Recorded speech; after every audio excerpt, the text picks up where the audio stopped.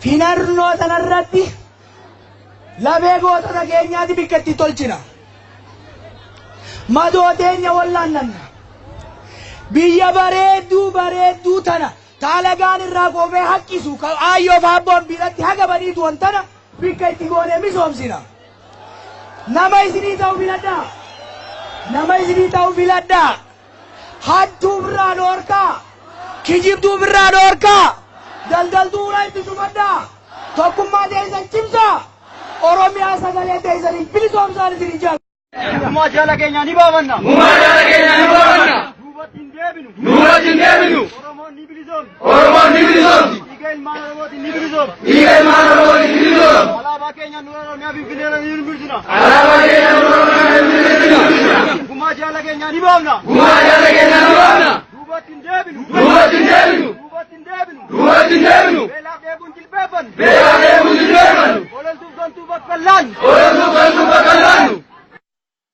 Maallaqaan illee kan isin bituu barbaadan jiraachuu ni danda'u. Maallaqicha fudhadhaa kiisii kadhadhaati garuu sagalee keessan immoo uummata keessaniif kennaa. Maallaqi suni eessaayyuu hin dhufne abbaa keessan irraa qotee bulaa isa ofiisaatii waan nyaatu dhabe garuu gabaa baasee isaanii kennu irraati dhufe fudhadhaa waan argattan. Garuu immoo alalfatanii gara firaatti galagalanii liqimsu jedhan mitiire akkuma kana isa fuudhaa kaa'adhaati sagalee keessan immoo dhaaba keessaniif kennaa. Kanuma. Kanaatiif amma warri Finfinnee keessas warri jiraatan guutummaa Oromiyaa keessa yookaan Itoophiyaa keessa warri jirtan umriin keessan waggaa 18 ol warri taatan waraqaa eenyummaa fudhadhaa kiisii kaa'adhaa. Isaan booda gaafa galmeeffamuun gaafa dhufu hundumti keessan naqaati galmeeffamaati. Isaan booda gaafa sagalee kennuun gaafa dhufu sagalee keessan saba keessaniif uummata keessaniif kennaati ittiin bilisummaa keessan gonfadhaa.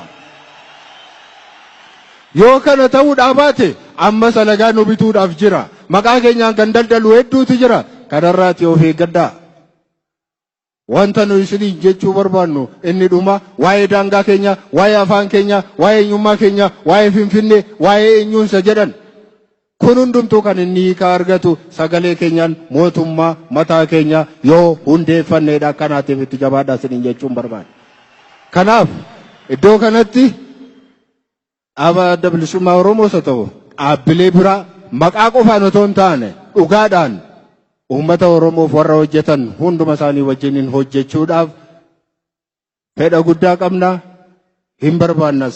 Kanaaf sagalee keessan yoo feetan kaafaa'uuf, yoo feetan paabaa'uuf, yoo feetan abaa'uuf abbaa feetaniif kennaa. Oromoo duwwaaf kennaa. Warra maqaa Oromootiin daldalu warra isin gurguraa isin saamaa as ba'e har'allee isin saamaa jiruuf sagalee keessaniin kenninaa. Gaafa sana qabsoo isin itti duutanii itti abaaramtanii intarhaamee jedhamtanii ittiin qalbiin keessan akka cabu taasisamaa as ga'e kun kana gaafa sana hiika argata. Kanaatiif dargaggoonni keenya tokkummaa keessan eeggadhaa. olola isin gidduutti oofamuu danda'u irraati of eeggadhaa. Hangafoota keessan kabaja. Qophii filannoodhaaf qophii abbaa mirga keessanii ta'a fayyaa ta'a. Dararaan barattoota Oromoo irratti yuunivarsiitii keessatti raawwatamuu dhaabbachuu qabaa jiran jiraattonni godina Shawaa Bahaa Aanaa Luumee mootummaan barattoota barnoota isaanii gargar kutanii furmaata waaraa akka kaa'us gaafatanii jiran. Shamsiyaanar. Waa'ee barattoota yuunivarsiitii Oromoo gubaan isaanii hagammaatti ululaa laphee nuti teenu keessa jira. Inni guddaan hawaasni keenya uummata saba biraatiifuu ta'aa jira waan ta'eef manni barumsaas yuunivarsiitiis ta'ee hanga elementariitti nama saba biraatu horatee barsiisaa jira waan ta'eef barattoonni teenya naannoo biraatii biyya keenyatti deebi'anii haadha fi isaanii bira ta'anii oduu asitti nu baratanii gaariidha yaada jedhu qabna jechaas turre garuu nama nu dhaga'uu dhabne.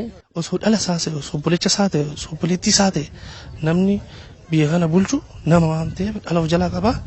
Yaadu qaba haadha hiyyeessatti boo'atu jiraarra haati hiyyeessa qoraan baattetti ilmi koo boru nama naa taa'ee ana jiraachisuu danda'a jettetti yuunivarsiitii ergaa turte. Hoommooree fi ishii dhagalu hagatti dhagahamu mootummaanis waan kana shakkii qabu. Kanaaf xiyyeeffannoo itti kennee waan achi keessatti uumamu san soolishinii itti kennu qabaata dursee. Kana laalchisee ani kanaaf sila abbaan waan kana furmaata kennuu danda'u qaama biyya bulchu. Maaliif qaama biyya bulchu yeroo ammaa kanatti gaa Oromootu Oromiyaa miti Itoophiyaa bulchaa jira jaameeti kan haasamuutti jiru. Garuu wanni laalloo jiraate ilmaa yoo akka laallaa jirtu kan durii tirre ilmaa hammaataa ta'e rakkoon Oromoodhaa jechuudha kan barataa tokko waliigalaa itti kanaaf kana furmaata kennuu fi kan danda'u sila qaama san ture yoo ta'uudhaan malee nama dhiba. Barachuu miti namni atu rukutamuu atu ajjeefamuu atu maal ta'u kanatti deemuun baay'ee rakkisaadha. Barattoonni Oromoo naannoo Amaaraa jiran baay'ee dararamaa jiru.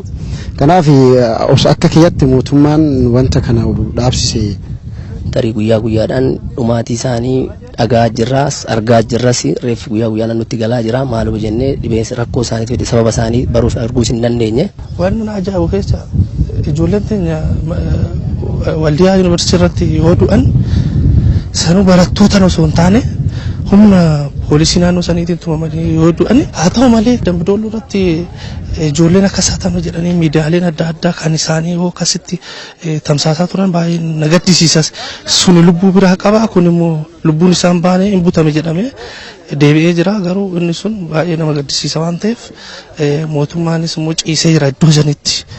Dhiibban karaa godhamuu ni qabuun yoo dhugumaan warri biyya bulchu kunis Oromoodhaaf kan yaadan ta'e waan kana itti yaadanii gara Oromiyaatitti karaa isaan ittiin galanii ta'u yuunivarsiitiiwwan Oromiyaa keessa jiranitti barachuu danda'utti mijeessuu akka qabanidha kanani ani jechuu barbaadu. Kanaaf immoo dhaamseen ani mootummaa dabarsu barataan Oromoodha naannuma Oromootitti barachuu qabaadha. Kanaaf immoo isaan nu qoqqoodaa jiru nuti isaan hin qoonne kanaaf immoo bakka lubbuu keenya baasaa jirrutti ajjeechan ardhas borus numatti cimaa deemaa jira. Kana immoo mootummaan akkamiin akka ilaalaa jiru naaf hin galle mootummaan odoo sirriitti nu ilaalee kana duuti kun nurraa haa dhaabbatu jedha. Waan baay'ee nama rakkisutu jira. Tokko filannoon kun yoo dheerate maal arganna? Ka kanarra wayyaa arganna wanti jedhu waan fuuldura keenya jiru hin jiru. Filannoon kun yoo dheerate rakkina hedduu qabatee as dhufaa yaaddoo qabna.